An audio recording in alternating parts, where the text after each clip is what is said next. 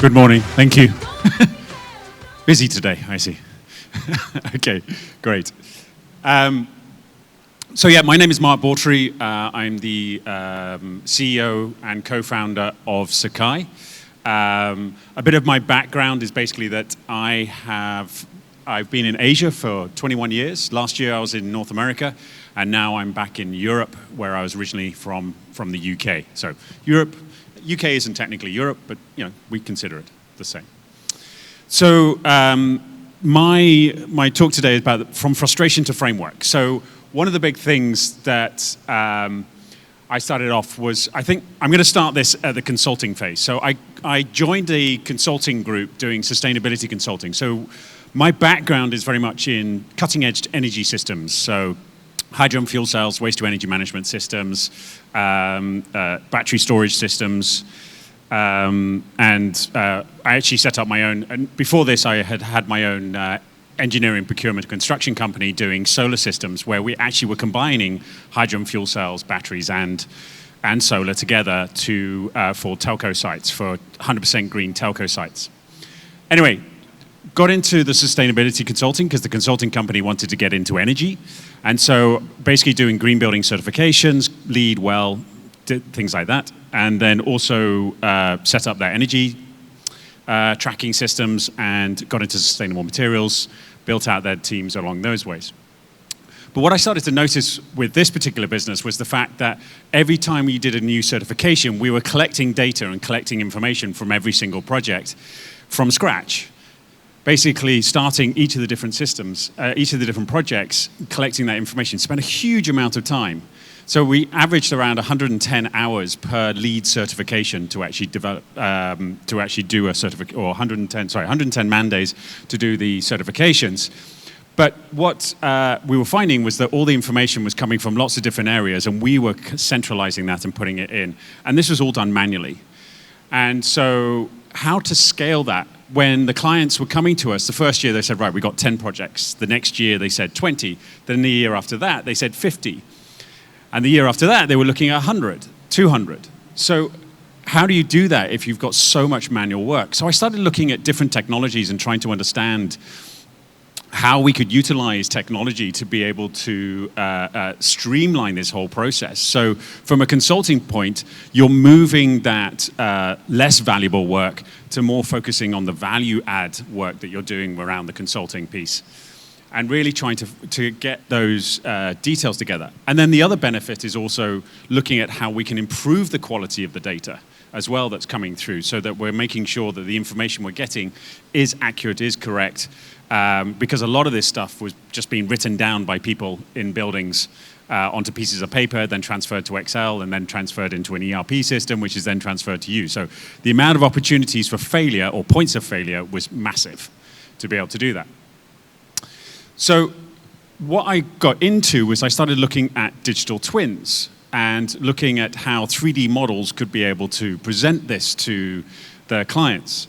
And there was I could see there was a lot of fun and a lot of excitement around the images that you could create from the 3D models, but I wasn't seeing the value from it yet. But with the LEED certifications, it was a viable thing to be able to work with. And so we're also trying to find ways to be able to improve that. And then using that process, creating templates around that to be able to improve that whole world. So I was really kind of driving in, trying to understand how we could find all these different little process steps within an organization, within the client's organization, but also ours, to be able to improve the whole operations and streamline of that. But every time it was a project, it was customizing, it was slow, it was a lot of work to be able to make. So I found a digital twin company that was actually connecting all these different systems together. And I ended up joining them to be able to really work with them to improve how this whole flow works for consultancy groups. And so we were creating this whole idea around this. But what I was finding was that it was all still being manually updated, manually inputted, and it was just in a prettier box. And so what we were trying to do is really try and find how, I was basically banging my head against the wall, talking to these guys, trying to get them to understand that what we need to do is focus on the data collection piece, work on streamlining how that data is collected to be able to utilize that data moving forward. Once you've got that, then you can move forward. So after a while, I decided that this wasn't for me, and so I actually moved back to the UK, and I set up a company called Consulting on Energy. But actually, within about 2 weeks, a friend of mine from Singapore called me and said, "Oh, you should talk to these guys called SEKAI." And so when I spoke to them, I suddenly realized these guys had invented this technology and this concept about 6 years ago, but they hadn't really understood how it could be utilized so effectively across so many different assets. And what they'd done is they create these things called elastic knowledge graphs, which allowed you to just connect anything to everything. And also, you could make it as big or as small of a data cluster as whatever you wanted. And this, to me, was just absolutely groundbreaking. This is where my frustration suddenly was like there was an epiphany going, right, these guys have what they need. They just haven't got a way to be able to take it moving forward. And so I got talking to them and ended up coming on board as a co-founder for them. So this is a fairly unique way. Traditionally in the past, I was creating companies myself from frustrations I had with myself. Here, I actually found a company that actually had the technology that I wanted and I was looking for my clients, and actually discovered, whoa, something happened there, and discovered that this is really the technology for me, and they found my skill sets very viable for them. So I ended up coming in initially as Chief Sustainability Officer, and just recently now as CEO of the company. But really what it did was it took this whole frustration of collecting the data, it streamlined that. So the first aspect is federating the data, collecting that data, and being able to understand without having to replace all the different systems, and then being able to move that to a data cluster, which then can be visualized very, very quickly. But more importantly, can be scaled up. It can be repeated multiple times very, very quickly. So, for example, we had a facility that was 300,000 parts to that facility. Took 3 months to get that initial data in, but the next digital twin that we built around that took 2 hours because we'd built that framework. We'd built that template for the whole system. So it really helped to collect all of this information and then start to tie that into real-time tracking.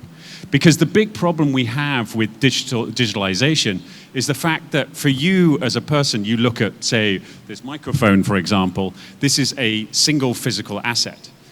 But the people that handle this piece of equipment or operate or charge it or deal with this piece of equipment, they look at it very differently in a digital way. So they're collecting information for their needs to be able to deal with this. And so you need this flexibility of data, this connectivity of data, to be able to take your finance team, to take your operations, your maintenance team, and everybody, to be able to bring it all together. So this was extremely exciting for me, and I'm extremely excited for the future with this kind of technology. We're calling the cognitive infrastructure, so establishing a base for the information to be able to connect it all together. So really, for me as a founder, it's been a long journey of learning and understanding, but really driven from my own frustration of I know this technology is available, I know what needs to be done, but I am trying to just find the right answer to enable that for my particular clients and what my clients are looking for. And I think that's the key, also the key message, is that talk to your clients. As a founder, you have to talk to your clients. And I think my last company, that was one of the big problems. We were creating a product without really talking to the clients. So you've got to talk to the clients and really understand. So I've had this path from energy, sustainability, digital twins, now to this cognitive infrastructure. And what I'm finding is that with this, and the whole frustration factor is building transparency, because what I find is a lot of people are talking about, particularly around sustainability, and the fact that people are talking about greenwashing. And the fact is, they're not trying to lie, they're not trying to do greenwashing, it's just they don't have the data. And to be able to collect that data is practically impossible. I was talking to one group that had 7,000 assets around the world, and the ESG guy was flying all over the world. That's their whole year spent flying around the world just to try and collect that information. So I believe that people are trying to do the right thing, but they're lacking the data, and because they're lacking the infrastructure to be able to collect that data, to be able to do that reporting. So basically, my mission is, through my frustration to a framework, I've established this, working with this company as a co-founder now, is really with the truth, making truth to accessing truth to then be able to act on it. So going from sustainability down to the data to then be able to come back to sustainability moving forward. Okay, thank you very much.